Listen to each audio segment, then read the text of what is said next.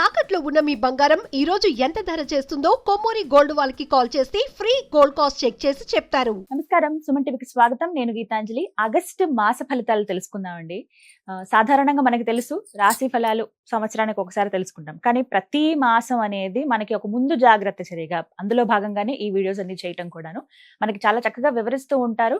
మనం ఎంత జాగ్రత్త పడాలి, నవగ్రహాల స్థితిగతులు ఏ విధంగా ఉన్నాయి, ఏ రాశి వారికి ఎలా ఉండబోతోంది, మెరుగైన ఫలితాల కోసం వారు ఎటువంటి పరిహారాలు చేసుకుంటే మంచిదో ఇవాళ వీడియోలో చూద్దాము. ప్రత్యేకంగా ఒక్కొక్క రాశి 12 రాశులు ఇందులో వివరిస్తారండి. వివరించేందుకు ప్రస్తుతం మనతో పాటు ఉన్నారు జ్యోతిష్య రత్న, జ్యోతిష్య చక్ర వైభవ నిపుణ డాక్టర్ రాళ్లపల్లి రవికుమార్ గురువు గారు.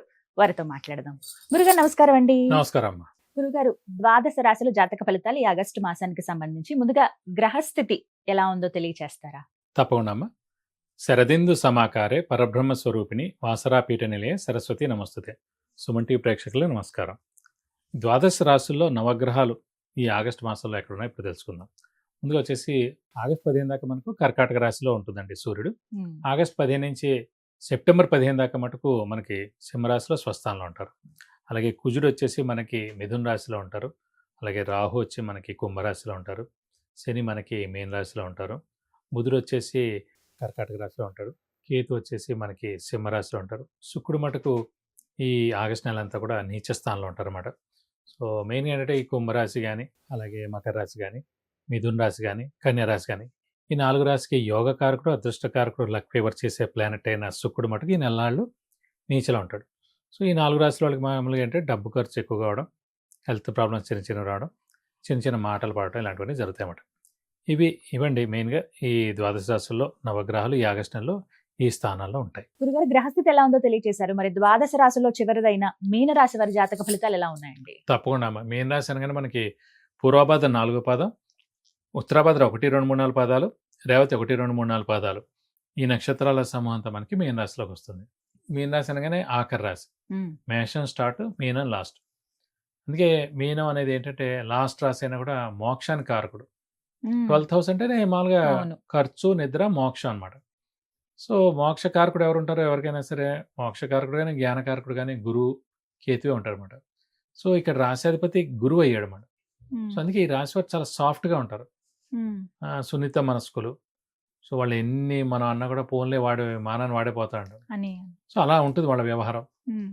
వీరికి ఏంటంటే అమ్మవారు, ఆంజనేయ స్వామి అంటే ఎక్కువగా ఇష్టం ఉంటుంది. వారి యొక్క అనుగ్రహం పరిపూర్ణంగా వీళ్ళకుంటుంది అన్నమాట. సో ఈ రాశి వారికి అంటే ప్రస్తుతం శని రాశిలో ఉన్నాడు అంటే ఇక 100% ప్రాబ్లంలో ఉన్నట్టే అనమాట. ఇక మన రాశిలోనే శని అనుకోండి, మనం ఆలోచన, ధైర్యం, మానసిక ఆందోళన, స్ట్రెస్ అయిన, ఇంట్లో అమ్మగారికి హెల్త్ బాగాలేకపోవడం, ఇంట్లో పెద్దవాళ్ళు కానీ చిన్నపిల్లలు అనారోగ్యం చేయడం, విపరీతమైన ఖర్చులు ఉండడం, ట్రావెలింగ్ ఎక్కువగా చేయడం, అప్పులు చేయాల్సి ఉండడం, అప్పులు తీరకపోవడం, కొత్త అప్పులు చేయడం, అనవసరంగా మాటలు పడడం, ఇన్ని జరుగుతూ ఉంటాయి. ఇన్ని ఎఫెక్ట్స్. ఆల్రెడీ సాఫ్ట్ రాశి, కొంచెం అగ్నికి ఆజ్యం పోసినట్టుగా ఇవన్నీ జరుగుతుంటాయి అన్నమాట. రాహుకేతులు మటుకు 6, 12 స్థానంలో చాలా బాగున్నారు. సో ఎంత ఏలినాడు శని వస్తున్నా గురువు మటుకు పంచమ స్థానంలో ఉచ్చలో ఉన్నాడు. మీన రాశి అధిపతి గురువు ఉచ్చలో ఉన్నాడు. సో ఎక్స్ట్రాడినరీగా ఉన్నట్టు అన్నమాట. సో దైవబలం, దైవానుగ్రహం పరిపూర్ణంగా ఉండడం. సో నిరుద్యోగులు ఉద్యోగం రావడం, ఉద్యోగస్తులు promotions, name and fame, boss నుంచి మనన్న షూరిటీస్ పెట్టవచ్చును, స్పెక్యులేషన్స్ కలిసి వస్తాయి. సో మధ్యవర్తిత్వం కూడా వహించవచ్చును. ఎందుకంటే ఇవన్నీ గురువులోకి వచ్చేస్తాయి కాబట్టి ఆ గురువు చాలా బాగున్నాడు కాబట్టి ఇవన్నీ కూడా కంట్రోల్ చేసి ఇచ్చేస్తాడని చెప్పుకోవచ్చు. కానీ ఎక్కువగా ఆలోచన, అధైర్యపడడం ఇవన్నీ మటుకు బాగా ఎక్కువగా ఉంటాయి. సో అవన్నీ మామూలు. ఇంకోటి అంటే పంచమ స్థానంలో గురువు ఉండడం వలని, పంచమ స్థానం అనేది సంతాన స్థానం కాబట్టి ఎవరైతే వీళ్ళ పిల్లలు ఉన్నారో వాళ్ళు కూడా చాలా అభివృద్ధిలో ఉంటారు. వాళ్ళు చిన్నపిల్ల అయిననుకోండి మంచి చదువుకోవడమే బాగుంటాయి. వాళ్ళు మామూలుగా ఉద్యోగస్తులు అనుకోండి మంచి ఉద్యోగం చేస్తూ ఉంటారు. ఇప్పుడు ఆల్రెడీ పెళ్ళి అయిపోయి పిల్లలు ఉన్నారనుకోండి వాళ్ళు ఇంకా అభివృద్ధిలో ఉండడం ఇవన్నీ జరుగుతాయి అన్నమాట. సో ఇలా అంతా కూడా సంతానం విషయంలో మెయిన్గా సంతానానికి కూడా చాలా బాగుంటుందని చెప్పుకోవచ్చు. ఎనీహో ఓవరాల్గా అయితే వీళ్ళని చూసుకుంటే 70% చాలా బాగుందని చెప్పుకోవాలి. వివాహ యోగం ఉందండి వీరికి. మెయిన్గా మనం గురుబలం తీసుకుంటున్నప్పుడు చూసినప్పుడు ఏంటంటే ఈ పంచమ స్థానంలోనే గురువు ఉన్నాడు కాబట్టి, గురువు ఉచ్చలో ఉన్నాడు కాబట్టి ఖచ్చితంగా అవివాహితులు ఎవరైతే ఉన్నారో వారికి ఖచ్చితంగా వివాహానికి అవకాశాలు 100% ఉన్నాయి. సంతాన యోగం గురువు. మెయిన్గా సంతాన కారకుడు గురువు అండి. సంతాన స్థానం పంచమం. సో సంతాన కారకుడైన గురువు సంతాన స్థానంలోనే ఉచ్చలో ఉన్నాడు. సో 100% బెస్ట్ అల్టిమేట్ అయిన సంతానం ఈ సంవత్సరం కలుగుతుంది అన్నమాట. మీరు లేట్ చేయకండి, ఖచ్చితంగా అనుకోండి. ఎందుకంటే ఈ ఏడాది పుడితే అడ్వాంటేజ్ ఏంటంటే గురువు ఉచ్చలో ఉంటాడు. 12 సంవత్సరాలు ఒకసారి గురువు ఉచ్చలో ఉంటాడు. సో మీరు 11 ఏళ్ళలో ఎప్పుడు పుట్టినా కూడా 2 సంవత్సరాల్లో స్వస్థానమే ఉంటారు, కానీ ఉచ్చలో మటుకు ఒకసారే ఉంటారు. ఇలాంటి సమయంలో పుడితే లైఫ్ లాంగ్ మీరు ఆ పిల్లాడిని చూసుకోక్కర్లేదు. ఆ పిల్లాడు పెరిగే కొద్దీ మీరు ఎదుగుతారు. చిన్నపిల్లాడు వెంటనే ఓ చదువు వచ్చేది, ఉద్యోగం వచ్చేది, డబ్బు చూసేయలేడు, ఒక కారు కొనలేడు, ఇల్లు కొనలేడు, ఏం కొనలేడు. కానీ అవన్నీ తల్లిదండ్రులకు వస్తాయన్నమాట. సో అందుకే ఈ ఏడాది ఖచ్చితంగా సంతానం ఎవరైనా వాళ్ళు ఖచ్చితంగా ప్లాన్ చేయండి. ఖచ్చితంగా పుడతారు. పుట్టిన తర్వాత మీకు చాలా బాగుంటుందన్నమాట. సో ఇలా ఈ మాసం అంతా బాగానే ఉంటుందని చెప్పుకోవచ్చమ్మా. పరిహారాలు తెలియచేయండి గురుగారు. పరిహారాలు మాట ఖచ్చితంగా శనికే చేయించుకోవాలి. ఎందుకంటే మిగతా గ్రహాలన్నీ బాగున్నాయి. సో మెయిన్గా అంటే ఇంకా 3.5 సంవత్సరాలు ఏలినాటి శని ఉంది కాబట్టి ప్రతి శనివారం ఉపవాసం ఉండడం, అలాగే ఒక శనివారం రోజు రక్తదానం చేయడం. ఎందుకు రక్తదానం చేయడం అంటే ఇదివరకు కూడా మనం చెప్పుకున్నాం. మనం రక్తదానం చేయడం ద్వారా అంటే మన అనారోగ్యం అంటే కూడా వెళ్ళిపోతుంది. ఎందుకంటే మనకు అనారోగ్యం చేసి మనం బ్లడ్ టెస్ట్ ఇచ్చి అదేదో ప్రాబ్లం అయ్యి దానికి బోళ్ళు చికిత్స చేయించుకుని దానికి డబ్బులు పెట్టి దానికి బోళ్ళు సార్లు తిరగడం కన్నా మనమే బ్లడ్ డొనేట్ చేస్తే కనుక ఎవరో మెయిన్గా సర్జరీకి ఉన్నాడు, యాక్సిడెంట్ కేసు వచ్చింది, మన బ్లడ్ వాళ్ళకి ఎక్కిచ్చారు, వాళ్ళు బతికి బయటపడ్డారు. వాళ్ళు పేరెంట్స్ కానీ వైఫ్ కానీ పిల్లలు కానీ దండం పెట్టుకున్నారు, మా భర్త బయటకు వచ్చారు, చాలా చాలా థ్యాంక్స్ అని దేవుడు దండం పెట్టుకున్నారు. సో మనకు 1% అది వస్తుంది, మన బ్లడ్ ఎక్కిచ్చారు కాబట్టి. మన బ్లడ్ ఎక్కించకపోయినా వాళ్ళు రిజర్వ్లో పెట్టుకున్నా కూడా మీరు మీ చేతి నుంచి డొనేట్ చేశారండి. ఒకసారి దేవుడికి కానీ మనుషులకు కానీ ఏమీ ఆలోచించకుండా మీరు డొనేట్ చేశారంటే ఖచ్చితంగా 10 రెట్లు అది మీకు వచ్చి హెల్ప్ చేస్తుంది.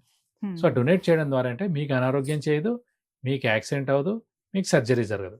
సో ఖచ్చితంగా ఒక శనివారం రోజు రక్తదానం చేయడం, అలాగే వీలైతే కనుక ప్రతి బుధవారం శనివారం వెంకటేశ్వర స్వామి టెంపుల్కి వెళ్ళి 40 ప్రదక్షిణాలు చేయడం, అలాగే ప్రతిరోజు వెంకటేశ్వర స్వామి అష్టోత్తరం చదువుకుంటే మంచిది. అలాగే బుధవారం శనివారం రోజు వీలైతే ఆ వెంకటేశ్వర స్వామి టెంపుల్కి వెళ్ళినప్పుడు అభిషేకం కానీ అర్చన కానీ మీ పేరు నక్షత్ర గోతనంతో చేస్తే మంచిది. అలాగే ప్రతిరోజు ఆంజనేయ స్వామి అష్టోత్తరం చదువుకుంటే మంచిది. ప్రతి మంగళవారం శనివారం ఆంజనేయ స్వామి టెంపుల్కి వెళ్ళి 40 ప్రదక్షిణాలు చేయడం, వీలైతే కనుక వడమాల సమర్పించడం, సింధూర పూజ చేయించడం, అంటే తమలపాకుల పూజ చేస్తే కనుక మీకు అన్ని విధాలా మంచి చేకూరుతుంది. చాలా చక్కగా తెలియజేశారు గురుగారు. ద్వాదశ రాశుల జాతక ఫలితాలు. ధన్యవాదాలండి. నమస్కారం అమ్మా. విన్నారు కదా, ఇదే విధంగా మీరు గురువుగారిని సంప్రదించాలనుకుంటే, మీ జాతక విషయాలు తెలుసుకోవాలనుకుంటే, ప్రధానంగా విద్య, ఉద్యోగం, వ్యాపారం, వివాహం, దాంపత్యం, అలాగే సంతానం విషయంలో కావచ్చు, ఆర్థిక పరిస్థితి మెరుగవటానికి కావచ్చు, అలాగే ఆరోగ్యం విషయంలో చాలా మంది ఇబ్బంది పడుతూ ఉంటారు, వాహన యోగం కానీ, గృహ యోగం కానీ, ఇలా ప్రతి ఒక్కటి కూడా మన జీవితంలో ఎప్పుడెప్పుడు ఆ యోగాలు ఉన్నాయి, ఎప్పుడు మనం అందిపుచ్చుకోవచ్చు, అసలు ఇప్పుడు పరిస్థితి ఎందుకు ఇలా ఉంది అని చెప్పి జాతకం ద్వారా మనం తెలుసుకోవచ్చండి. ఈ వివరాలన్నీ గురుగారు తెలియజేస్తారు. మీరు కాల్ ద్వారా అపాయింట్మెంట్ తీసుకుని కలవచ్చు. అలాగే ప్రత్యేకించి కాల్ అపాయింట్మెంట్ తీసుకుంటామని మేము ఫోన్లో మాట్లాడతాము, మా సమస్య చెప్తాం గురువుగారి కన్నా కూడా మీరు సంప్రదించవచ్చండి. మీకు ముందుగా అపాయింట్మెంట్ తీసుకోవడానికి నెంబర్ ఒకటి స్క్రీన్ పైన అందిస్తున్నాము. మీరు ఒకసారి అది సేవ్ చేసుకుని మీరు తిరిగిగా ఉన్నప్పుడు ఒకసారి సంప్రదిస్తే కనుక మీకు ప్రతి ఒక్కటి కూడా చాలా వివరంగా గురువుగారు తెలియజేస్తారు. నమస్కారం.